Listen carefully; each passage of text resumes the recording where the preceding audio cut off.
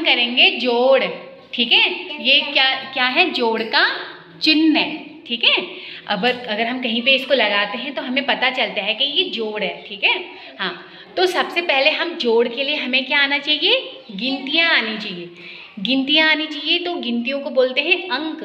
Okay, इधर जरा अंक बोलते हैं। तो ऊपर कौन सा अंक लिखा है मैंने?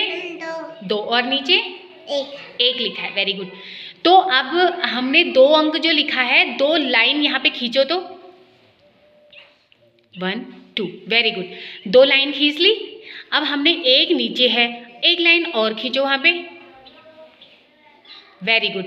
अब देखना है, देखो ये किस चीज़ का चिन्ह है? जोड़ का। तो इसका मतलब हमने इन दोनों को जोड़ना है। जोड़ मतलब मिलाना। अब उन तीनों को एक साथ गिनो तो कितने होगी? 1 2 3। Very good. इसका मतलब 2 और 1 मिलके कितने होते हैं? 3। तो यहाँ पे 3 लिखो। Very good. अब आते हैं दूसरी में। ये कितना लिखा है मैंने ऊपर? 1 लिखा है और नीचे 2। अब यहाँ पे 1 लाइन खींचो, पहले 1 लाइन खींचो, ठीक है। और नीचे कितने? 2 लाइन और खींचो, 1 2। Very good. अब एक साथ मिलाओ, कितनी होगी ये? 3 होगी ना। अब तो 3 लिखो वहाँ पे। Very good. तो इसका मतलब समझ रहे हो?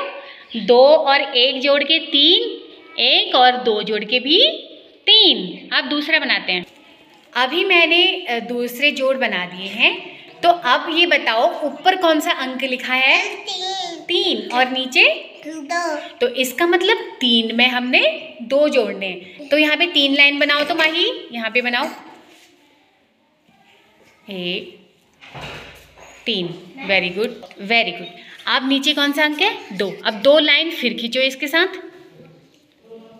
Very good. अब एक साथ गिनो, कितने हो रहे हैं?